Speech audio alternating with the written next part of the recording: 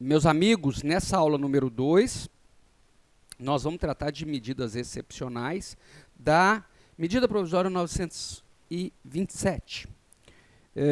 Nós vimos na aula anterior a possibilidade de redução de salário e a suspensão do contrato, né, por acordo individual, que são as medidas mais drásticas. Agora nós vamos tratar de medidas para o enfrentamento da pandemia, como o adiantamento das férias, o teletrabalho, a compensação.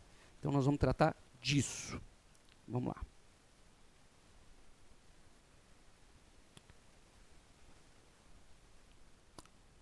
Quarentena e isolamento. Essa leizinha aqui, a 13.979, ela trata dos conceitos de isolamento social, né? E o empregado que teve contato com doentes ou tem sintomas, ele vai ficar em quarentena ou isolamento, e essa hipótese é de interrupção do contrato de trabalho, né? Ele não vai trabalhar e vai receber normalmente. É importante dizer aqui, como o curso é bem rapidinho, não dá para aprofundar em alguns temas, mas para você pensar do lado daí, há agora uma discussão, por exemplo, ele teve contato com algum infectado, mas não tem sintomas. Ele deve trabalhar ou não? Ele tem sintomas, aí ele não vai trabalhar. Mas não tem o atestado médico. Todo o período que ele fica sem atestado, o empregador que tem que pagar. Então ele ficou com sintomas 10 dias. Foi ao postinho, porque o postinho falou para não ir enquanto tiver sintomas leves. Foi no postinho, deu o atestado mais 15 dias. Quando que o INSS assume? Né? Então nós vamos enfrentar várias dessas dificuldades. É importante que você esteja preparado aí, né, esteja estudando esses temas todos que a medida provisória não trata. Medidas trabalhistas para o enfrentamento da crise, aí veio a medida provisória 927, é importante que você dê uma olhadinha.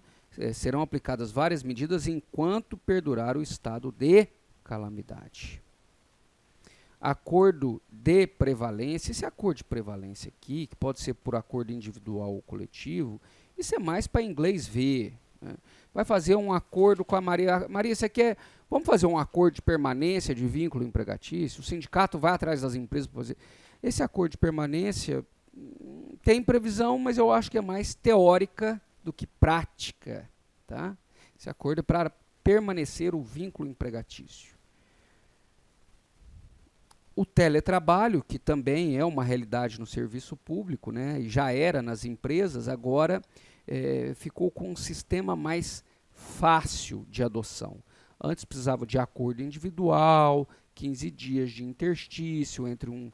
Agora não. O empregador decide, fala, você vai ficar em casa, é uma decisão minha, da empresa, e pronto. Ele dá essa comunicação em 48 horas. Se quiser alterar para o presencial, também ficou mais flexível. Né? Então, o teletrabalho agora cabe mais ao empregador decidir todos os pontos. Alteração do regime, né, de presencial para teletrabalho, até em razão do distanciamento, independe de existência de acordos individuais ou coletivos. Tá? Dispensado prévio registro, tá? Extensão do teletrabalho também pode ser para aprendizes e estagiários. Então, a medida provisória deixa claro aqui que é extensível para esses dois também. Requisitos: precisa de uma notificação por meio eletrônico ou escrito em 48 horas, e a responsabilidade pela infraestrutura, né, será firmado por acordo escrito. Essa responsabilidade por infraestrutura, pessoal, o computador, quem que vai pagar a internet? É o empregador ou é o empregado? Todas essas discussões, me parece que nós vamos enfrentar muito no futuro, né? Quem deve pagar a estrutura, etc.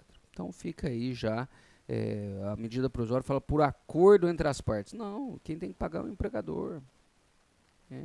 Ele que é beneficiado pelo trabalho deste empregado. Vamos lá?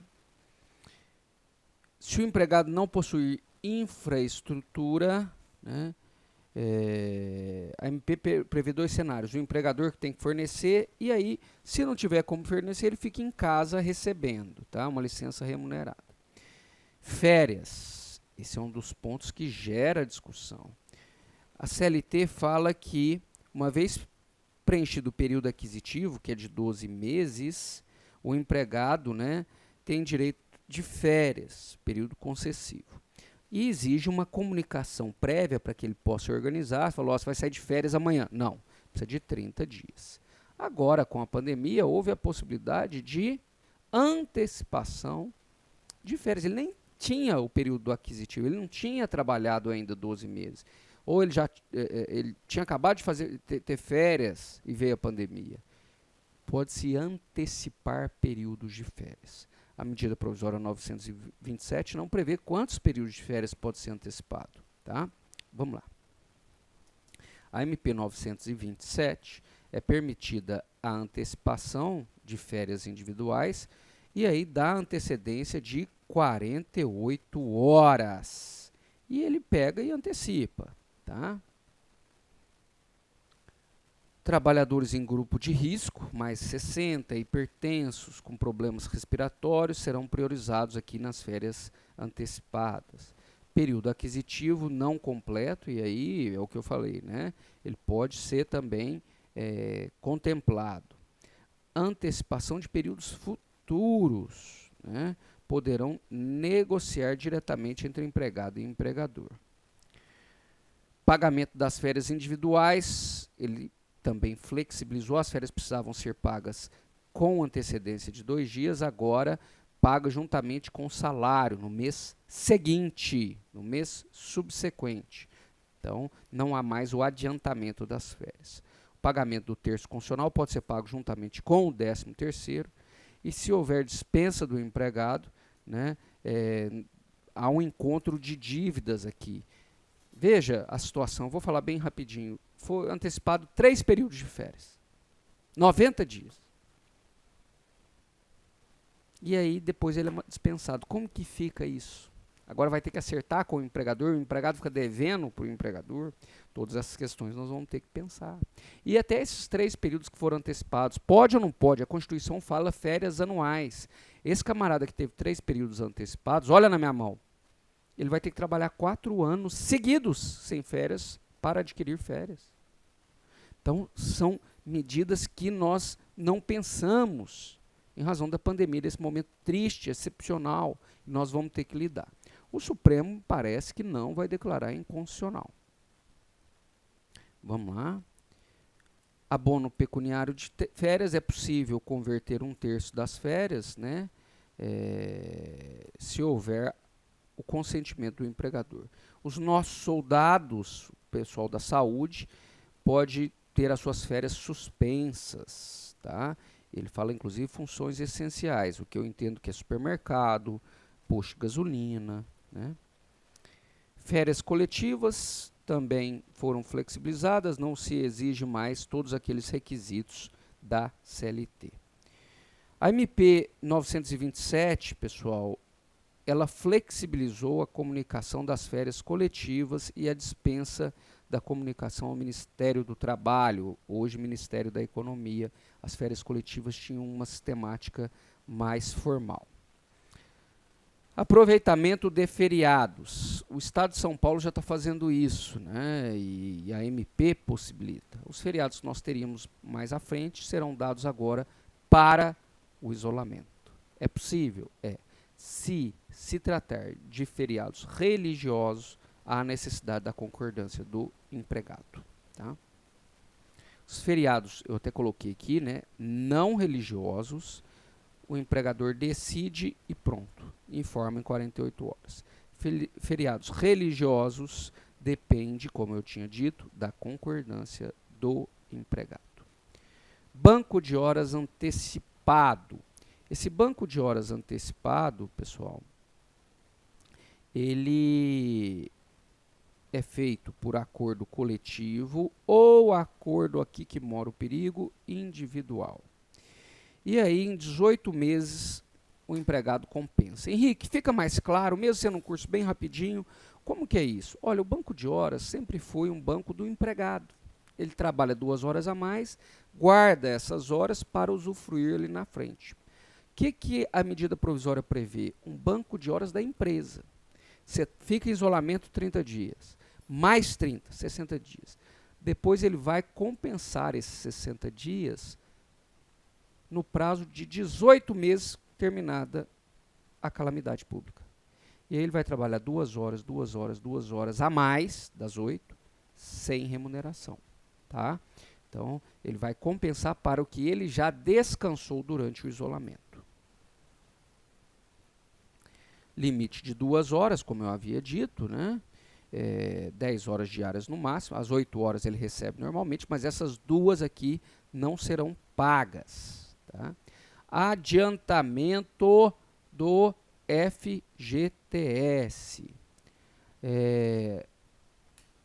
Uma das últimas medidas previstas aí, né, para a empresa, no caso, é que o recolhimento do FGTS durante o período da pandemia aqui não é preciso, né, não é obrigatório. Ele pode fazer posteriormente e ainda dividido em parcelas. Ele que eu estou falando é a empresa.